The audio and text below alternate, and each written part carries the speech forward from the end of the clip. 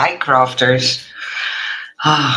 I'm still recovering from the flu. I had the flu for a week, but today I feel finally I feel a little bit better. So forgive me for how I look, but today the new dice arrived, and I wanted to come on and chat with you about all the things I was working on in the meanwhile that I was sick.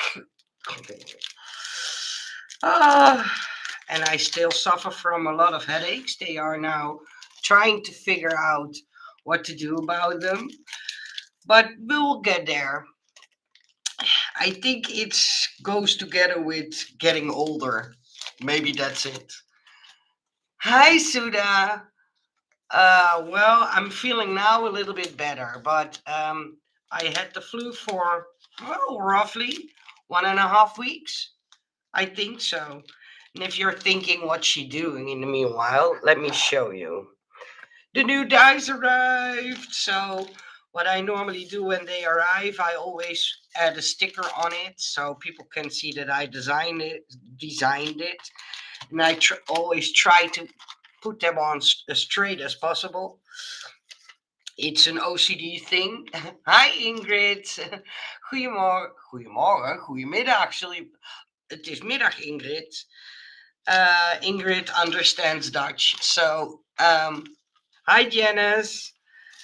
But it's already about 4 o'clock in the afternoon here. So, and yes, finally the bow dies arrived. So, if you want to grab one, I have them now in my Etsy shop. I tried to make a picture, but one I didn't glue very well. These are the bows. And what I did with this bow set, because it's a new bow set, I gave you options, and I will explain. There are three sizes of bows. So the smallest one, the middle one, and the largest one. And what I did is I gave you extra tails. So if you want to stack them and make them look bulky, you can. And that's why I made, for example, this bow can go together with this tail, but it can also go together with this tail, but also go together with this tail, or you can stack them up like this and make them 3D. So this is a bit on how they look. And in a previous video, I showed you that I used them on one of my carousels. Let me show you the carousel. And each and every time people buy the digital cut file or the cutting die set, they ask me where I got that bow. So this is the bow, and yeah, it gives a very nice decorative look and feel to your objects. Praying for quick. Thank you, Judah. Thank you so much. I will tilt my camera a little bit more so you don't see my belly. Hi, sweet girl things. Hi, Francine. Oh, that's why you said good morning. Okay, of course. Happy to see you. Oh, and I have to show you something else before I show you the other two die sets. But last weekend, my hubby and I went to IKEA, and I bought this frame, and I designed this page for it. So now I can put my collection in a nice frame. So if you want to have a tip, go to IKEA, because these frames are so darn cute. And yeah, I just designed this on an A4 sheet, and soon, I think 2-3 weeks, there will be an interactive enamel pin. I let them produce two pins. One is just a normal pin, and one is an interactive one. But my goodness, it was a struggle to get it done. I was a few weeks ago. I was chatting to um, sorry, to Tracy. See, that's in my brain. I'm trying to and translate and think of what I want to say. So sometimes I get a malfunction in my head. um, But yeah, and she was showing me her pin collection, and then I noticed a cutting die machine. Well, it must it yeah, it looks like a cutting die machine, but I had something like, okay, I think I can do better. But the struggle was finding a factory who was understanding what I wanted to make, two, was able to create it, and three, was able to produce it for a decent amount of money, because I was shocked. Thank you, Ingrid. Let me tell you. I will tell you the story, package these up, and then I will tell you about. Let me put myself in the picture. Sorry. So it was a struggle. First, finding a factory who was understanding, because we have a language barrier, what I wanted them to create. Two, the factory that I normally go to let my pins be produced, they wanted backside pictures and front side pictures and a video on how it worked. And I had something like, listen, I don't have a sample. The only thing I could go by was a picture that I found on internet of the particular interactive pin. And so I had to go to Tracy and ask her if she was willing to make a video. So then I sent the video. Then they want this picture and that picture. And then they gave me a quote, five times the price of a normal pin. And I was like, oh my goodness, I want these pins, but not for that amount of money. It was insanely expensive.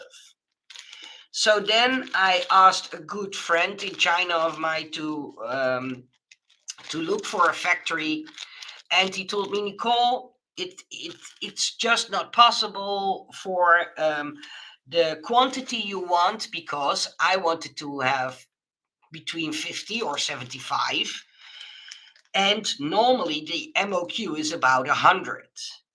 So I had something like, okay, how am I going to do this? I was almost to the point to give it up, because I got quotes $900, $1,000, $1,200. I had something like, that's insane. Then I found a factory who was willing to do it for about $600, but then I only could get 40 or something like that. So I had something like, okay, I have to forget about this pin, let it go, like the song, and go on with your life. So that's what I did. So that weekend, Ben and I went to IKEA. I found these frames. I designed in the morning the background. I punched my pins through it. And I had something like, oh, this looks stunning. I'm so happy with this. So I posted it on Instagram.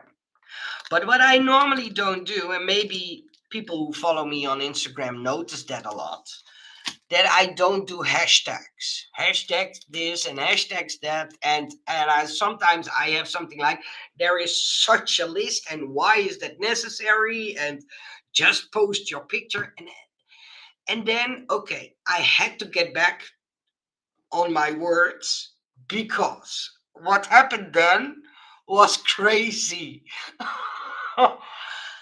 I was just like, okay, I'm going to proudly show what I designed and how pretty it looks in this frame.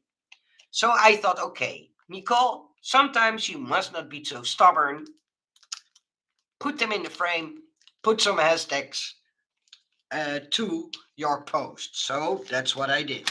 So I did something like hashtag enamel pin, hashtag enamel pin collection, somewhere around that. And then I went and made myself lunch. So, and a cup of tea. And I was like, ping, ping in the background, my phone. Something like, what's going on? Why do I get so many pings on my phone? I'm not that popular. I'm sorry, I still recover from the flu if you tuned in later. So I'm almost there, but it was a struggle. Um, so I looked on my phone and I got, I believe, 28 pin manufacturers who are telling me, "Oh, you have nice pins, and maybe we can work together." And I had something like, "Oh, you all want to make money. I believe that, but I want to make money too. But hey, in a fair way." So one of them was a young guy, and I don't know what it was, but the way he was talking to me, I had something like, I think I need to go and try and figure out if you are able to understand what I want and be able to make it and give me a good price so I can keep the price as low as possible for you guys. Yeah, I felt very popular. Hi, Craft Addict. So we chatted a while, and he was very kind. And his name is Mike, and he understood English very well. I don't say I speak well English. You know that I sometimes complain about my English speaking and the way I say things. And sometimes I say stupid things, and but by now you all know me, right? So he was like, okay, I think I will be able to make that. But the problem with most Chinese factories, whatever you produce, the first thing they always say, yes, we can make that. And then they give you a price, and seeing the price and be able to compare it to other things, you know they don't have a lot of knowledge.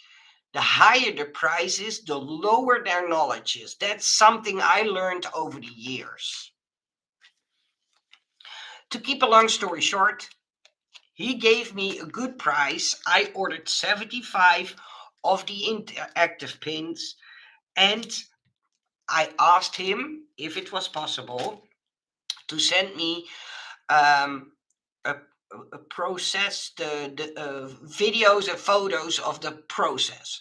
So if you want to see how this interactive pin comes together, go to my Instagram, Nicole's Paper Crafts, and there you will see first the picture of the molds. And today I posted the picture of the enamel pin put together, but without the enamel inside of it. So it will look way more prettier than it is now, but it will be a die cutting machine. And the plate where normally your die is on and the paper and your cutting plates will be able to move up and down.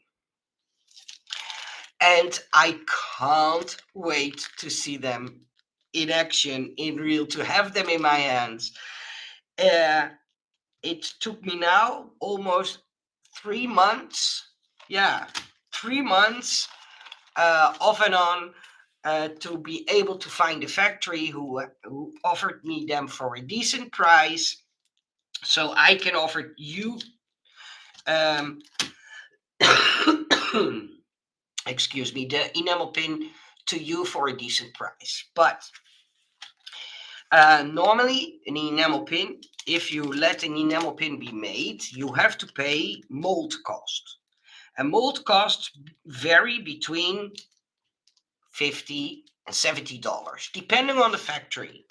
One asks $70 and asks less per pin because it's not only the mold cost, but you have to pay a certain price per pin. Then, I live in the Netherlands, so I have to pay custom fees. I have to pay shipping costs, and those shipping costs, my goodness, I had to pay $53 only shipping costs. So $60 mold cost, 53 shipping cost. Taxes will be around the same price. Then a price per pin that I need to pay. So, but If all goes well, I will be able, and then I have a teeny tiny bit of profit, about 14 euros. And I believe that's $15, something like that. So around that. The glue bottle isn't made yet, but I have something else fun because I let them produce a second one, and that will be a craft mat with the scissors that are already. So the scissors, these scissors will be on that craft mat too, and on the craft mat will also be, let me see if I can find, oh, you got to be kidding me that I don't have one here. You know those glue pens, those blue glue pens with the white cap? Where did I let mine? Okay, that one is on the craft mat, and there will be a piece of paper with the text crafty vibes on it. And that one is being produced as well. But it's a lot of investment, and since I also have the other pins still in stock, um, not a lot anymore, but I still have those in stock. I need to be careful about what I ordered because yeah, it's all costing a lot of money to invest. Oh, you have the first six. See, thank you. I don't know per person who has what. That's something I can't. Um, how do I say that? Keep up with, or keep in my mind because my brain is already full, and that's why I think it's giving me all those headaches each day. But I will not forget about the glue bottle. So now this die set, that's a new die set that's now available in my Etsy shop. Today also, the last few. So if you still want one, make sure to buy it now because I only have 10 sets left. I know I will show you a pack of 35, but 25 of these are already sold. So this is George, the Nutcracker die set. And it's Valentine's Day. And guess who has arrived? Mrs. Nutcracker. So the die set of Mrs. Nutcracker is also available now. And if I'm not mistaken, I have about 22, 23, something like that left.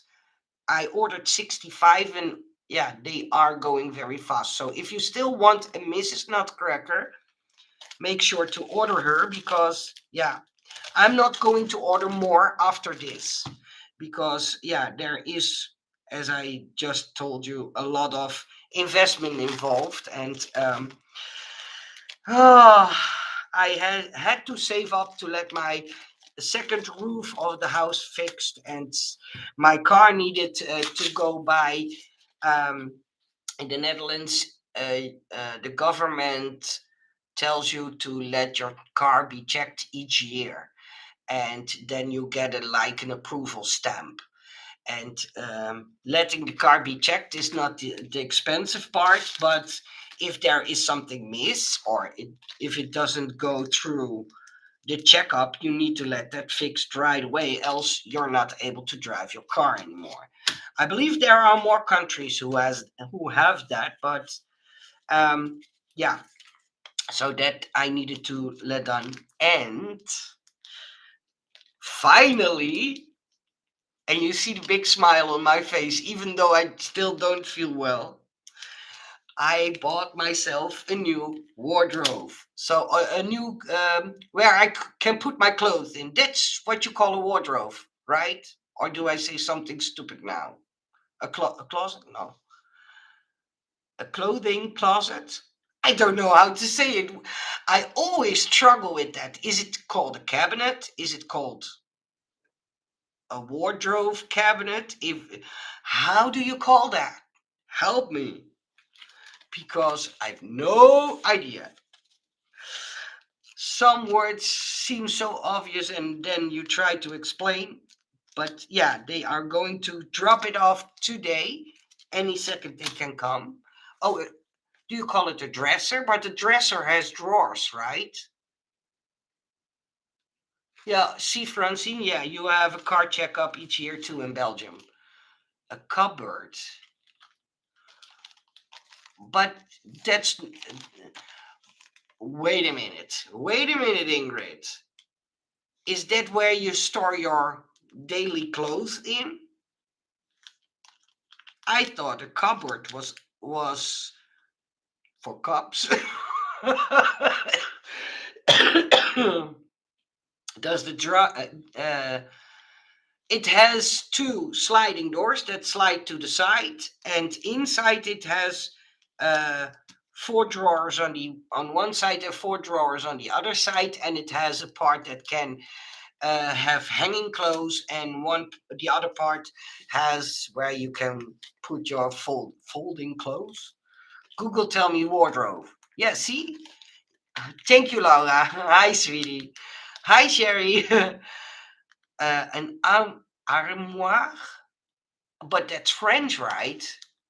Isn't that a word that's coming from France? France. Yeah, I know. That's why I struggle too to explain what I bought. Well, something to put my clothes in. I had one.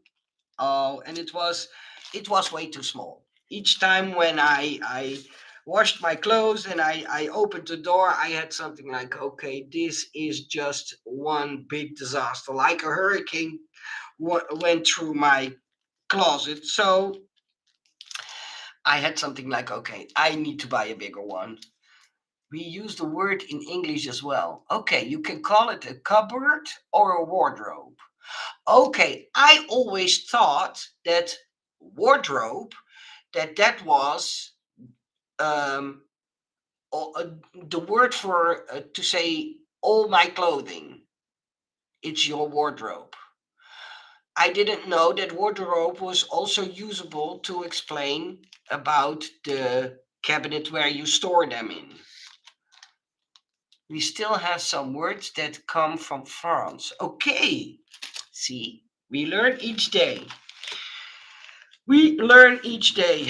So, yeah, now finally the dice arrived. I'm going to sticker them, and tomorrow I will be able to package them all up. Maybe tonight, but yeah, maybe I can't wait to put my wardrobe together. So, and it's an IKEA one, so with a lot of screws and how do you call those wooden dowels and stuff like that. So yeah, it will be interesting tonight. I thought a cupboard was to put cups. Yeah, see, and a wardrobe was just your clothes as a whole. Yeah, that was what I was thinking too. Maybe it's Dutch to think that, Laura. I don't know because yeah, I know you Dutch. You are Dutch too. So English is funny in that way. Yeah, you sure can say that. And do you guys have something exciting happened in the meanwhile? I've been taught wrong, Nicole. Yeah, me too, Laura. See, we have to go back to our English teacher. Oh, and I had a strict teacher when I was younger.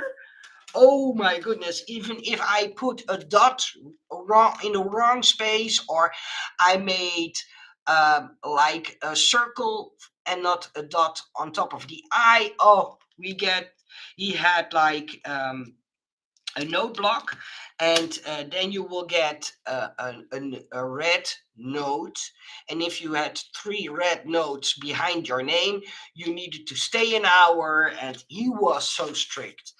And despite his strictness, I still can't speak very well English, but I I do my best. If you walk in, it's a closet. Oh, see, if you walk in, it's a closet. If it's in your room, you can call it a cupboard or a wardrobe or an armoire. I don't know if I pronounce that right. I always struggle with French words. But I think I will call it a wardrobe. Yeah, I think that's in my mind that makes the most sense. He's saying for us is Yeah, yeah. In Dutch, it's clearcast. Yeah, that's right.